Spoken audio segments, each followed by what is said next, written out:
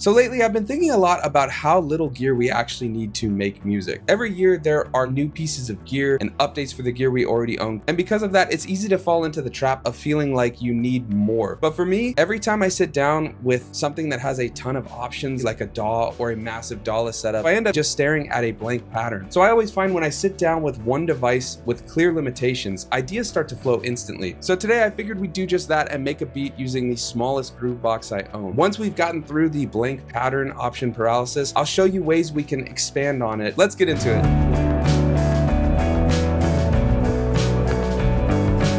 When it comes to the Woo box, I like to start actually with the chords because there's a really cool chord track. Okay, I like that. So we're gonna program those in rather than play them like that. Let's see how that sounds. So let's go over to the kick. We'll leave it there for right now. Now let's go over to the snare.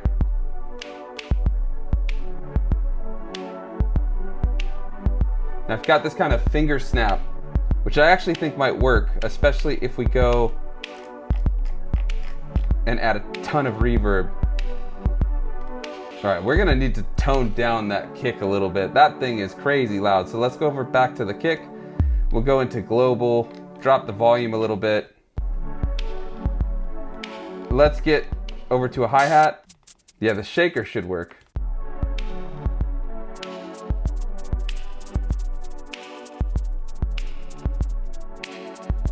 All right, and then we'll go over to that open hi-hat because now I can hear it right there. So I'm navigating a bunch of different menus, and what's cool with any groove box really is you can kind of go as in-depth or as simple as you want. I'm going in and doing a lot of envelope changes and changing patches and stuff, but you could just dial in with what's given and just kind of get to grooving and sequencing, add some effects and things like that. Now on that snare, I'm also hearing maybe a filter would be really nice, and every track has a filter.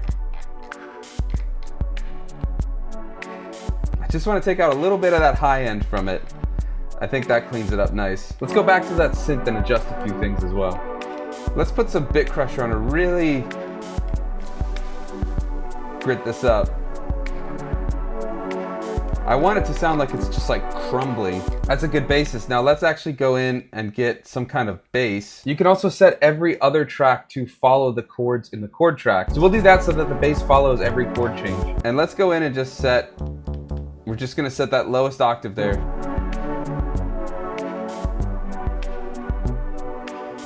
Now we need to go in and change the step length of each one of these.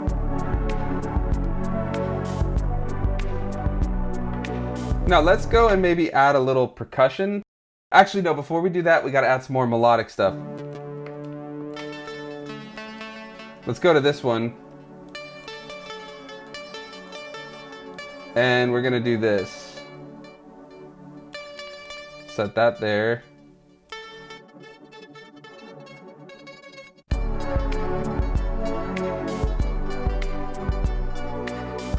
So let's see, it's following.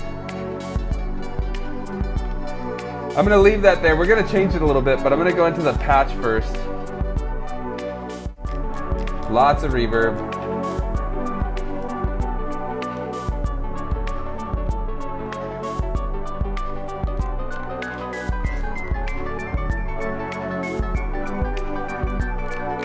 Put this way in the background. All right, so we could live record a lead on top. And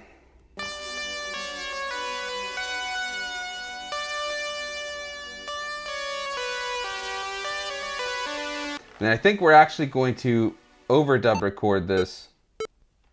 All right, now we're going to go in and actually change this oscillator to a sawtooth. So there's a little synth under the piano sound. We're gonna put a kick here. And I'll tell you what we're gonna do. We're gonna drop its velocity, but we're also going to change, instead of always playing, every other one. Now I think we've got basically every piece of the puzzle here, so now it comes down to how we want to sequence it. And there's a couple ways on the Woo box to do that. There's a live mode where you would just do the mutes. On the other hand though, the fragments is really cool because you actually build up the idea. So if we go into the song mode here and then just use the value knob to move over to fragments, we can control the movement of the songs. So in fragment 1, we'll do the hi-hats and the synth. And then in fragment 2, we'll bring in just the kick. Let's add these, and then I'll tell you what we'll do. I think it's here.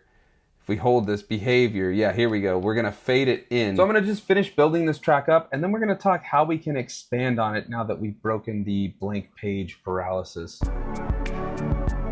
So this track works as is, and on any device that has a sequencer, you can create a pattern using a similar method and have a full song. But if you did want to expand with additional instruments or go beyond the limitations of the device, I think it's this part right here where it's okay to expand and go to something like a DAW or a big Dawless setup, because we've gotten through that blank pattern issue, and now the option paralysis is far less, because at this point we're not building from scratch. We now have intent with what we want to do. We can add specific plugins, we could stem split, or we could add live instruments. And this video is sponsored by Maono and the P1. This is a compact audio interface that works really well for this kind of workflow expansion. It's given me a simple way to record those final layers cleanly without overcomplicating the process. I can plug a mic or instrument straight in, whether that's guitar, synth layers, vocals, or even drums, monitor easily while recording, and keep the workflow moving instead of getting stuck in routing problems or an overly complicated setup. The small form factor has been great for this sort of thing because it fits cleanly with just a couple pieces of gear on my pretty tight desk. And I also like having the separate monitor and headphone controls so that I can really fine tune when I need to. The P1 also gives you 24-bit recordings, up to 70 decibels of gain for quieter instruments or microphones, and phantom power if you are using condenser mics. So for a workflow like this where the beat starts on hardware and then expands with some live layers in something like a DAW, this has been a great bridge between the hardware and the DAW. And I've got a link for it in the description if you want to check it out. So let's connect the P1, we'll add some live instruments, and then I'll show you the finished song. So the first thing we're going to need to do is actually record the jam into the DAW, and then we can expand on it from there. So I would always recommend setting the BPM in the DAW. This song's at 96, so we'll set it to 96. And then we're just going to hit record, turn off any click track or anything like that, and then we'll just hit play and let the pattern sequence run through. And I'll skip this to not bore you, but we're gonna let that run, and then we'll add some sounds on top of it. So now that the track's in the DAW, the first thing we're gonna do is actually stem split. All right, so here's our stems. You can see it didn't split it into that many different things, but we have at least the drums separate as well as the synths. Since we have the BPM set, we can take certain parts and go, maybe I only want the break to happen one time instead of 2 times. We could actually go in and cut all of these apart and move things around. But honestly, I like the track as it is. The main thing I want to do here right now is use the P1 to send in some guitar, because I just want to embellish the track a little bit. So I've got an input cable in, we're gonna grab the guitar, and I'm just gonna improvise and see if we find something. We'll just use that, and then I think we'll also find a little rhythm guitar that we want to use. Now I'll do a little bit of moving the track around, copy and pasting, and then we'll have our full song. So real quick, I just want to show you a little bit of the final track. So I was able to add a little arpeggio that kind of goes throughout the track. I haven't really finished sequencing the track yet, but it's just kind of there. Then I also duplicated the rhythm guitar that we made and panned it, and then did a little delay trick. I think it's called the Haas delay, but it's a very short delay, 100% on one side, and that just gives enough that it shouldn't phase, or at least phase too much. And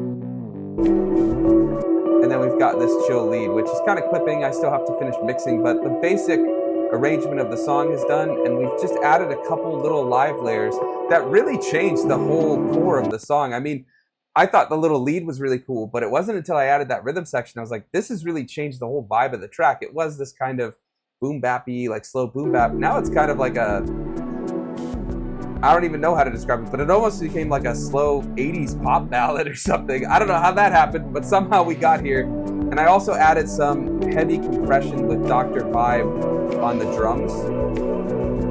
This is the drums without it.